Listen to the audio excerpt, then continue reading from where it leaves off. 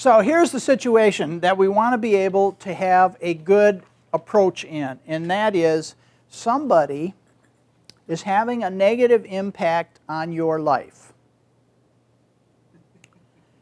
This will happen. When they're doing that, how can you let them know that it's not okay with you that they're having this negative impact, whatever it is, but you're going to do it without blame and without judgment, and you're going to try to invite them to work with you to find a way to deal with it better than what they're presently doing. Okay? That's the four-part assertion message. Now, the reason we make it so specific is that most people have very little experience doing that. So when somebody's having a negative impact on you that is not okay with you, here's what people typically do. They ignore it for a while, hoping it'll go away. It doesn't. Then they try to leave so that they don't have to deal with it.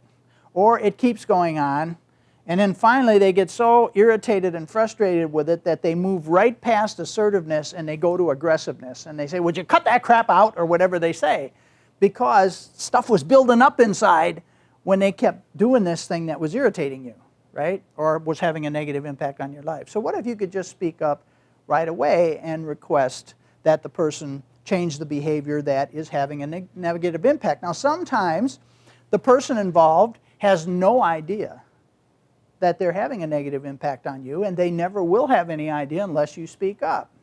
Other times, there are really aggressive people out there who make a routine habit of having a negative impact on other people's lives, and I think they're in desperate need of feedback that says this is not okay with me.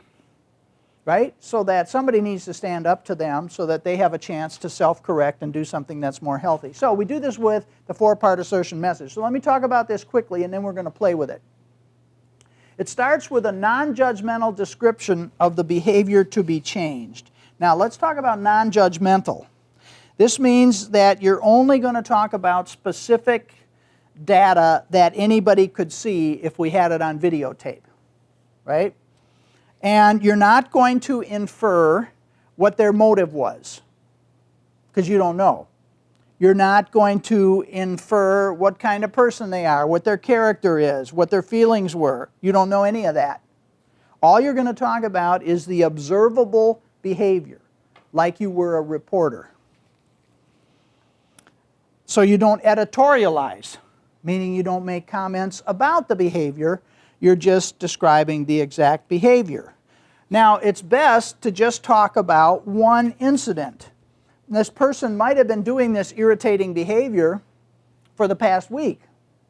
I don't want to talk about the past week, and the reason is the further back you start talking about stuff, the more possibility the other person can get into an argument with you about whether it really went down that way or not, because nobody remembers that well. So the further away you are from the incident, the harder. This is what they do in jury trials all the time. One of the biggest tactics of defense lawyers is to delay the trial, because they know the further they delay the trial, the less credible the witnesses are, because they can't remember that far back. So the same thing with this. You want to do one event. Even if it's happened 50 times, you're just going to talk about one event. You're going to be brief and to the point. Okay? So, and you're only going to do this if you think it has a reasonable chance of succeeding. Now, if you look at this from the standpoint of the awareness wheel, you know, so what you're sharing here, right, is sense data, describing specific behavior, and you're describing probably past actions. So we already got two dimensions of the awareness wheel covered in that first little phrase. And it starts with when you. Now I do the description of the behavior. Then you disclose your feelings. So the feelings part is your attempt to get the other person to understand how this behavior had a negative impact on you. You want them to put themselves in your place. It's like, you can call it role taking if you want. You want this person to understand the role you were in, what it was like to be you. And the most powerful way to do that is to let him know what the feelings were that you had when they did that behavior. This is describing the most powerful way you can, the impact. And so you want to do 1 or 2 feeling words. You don't want to give them 5 or 6 because it gets too complex. So you got to decide what is the primary feeling. And remember, I think we talked about this a little bit before. Anger is not a good one to say because we know that underneath anger is always hurt or fear, right? So go to the real feeling, hurt or fear, if that's what was there.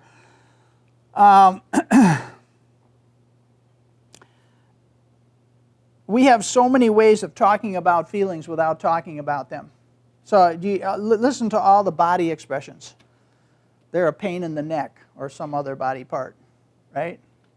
Or broken-hearted. Oh, they turned my stomach. Get off my back. It stinks. Makes me sick. I mean, what are those? Those are sort of ways of talking about feelings. But we want to say the real feeling word because that's where we're asking them to understand what it's like. So we're going to have 1 or 2 words here. When you, I feel. Then we're going to tell them why we feel that way so they can understand what it's like to be us. We want them to be able to take our role, put themselves in our place. So we're going to talk about the concrete, tangible effects that this behavior had on us. And like if this is in the workplace and you're the team leader, it sometimes would be the concrete, tangible effects that this is having on other employees because maybe you're doing a discipline thing with an employee. Or it could be concrete, tangible effects it's having on a customer or concrete, tangible effects it's having on the team. But when it's a one-on-one, it's the concrete, tangible effects that their behavior has on you. Now, what does concrete, tangible mean?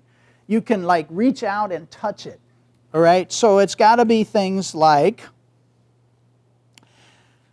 did it cost you money?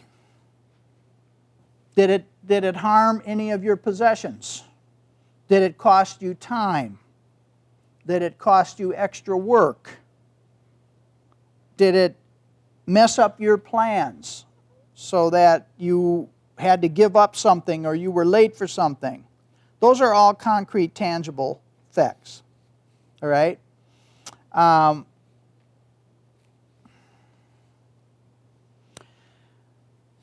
If there are no concrete, tangible effects, then you should question yourself because it's possible that really what's going on is you're trying to impose your values or your awareness on them. You're trying to be aggressive. In other words, you just don't like that they're different from you. But if it has concrete, tangible effects, then the behavior probably was having a negative impact on you. So the concrete, tangible effects here are going to be negative that you come up with. And then at this point, typically you would stop. You're prepared to go here, but you're not going to go there right away because what you're hoping for is if the other person understands how their behavior had a negative impact on your life, these were the effects and this is how it made you feel, if they really took your role, then what might they say? Oh, I didn't realize that I had that impact.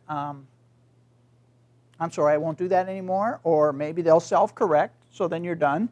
Or maybe they'll say, oh, I didn't realize that. And then if they don't go, see, they may give you the change without you asking for it. If they do not, you're prepared to go here and say, what I'd like is for you to whatever. Okay? Have you got the idea?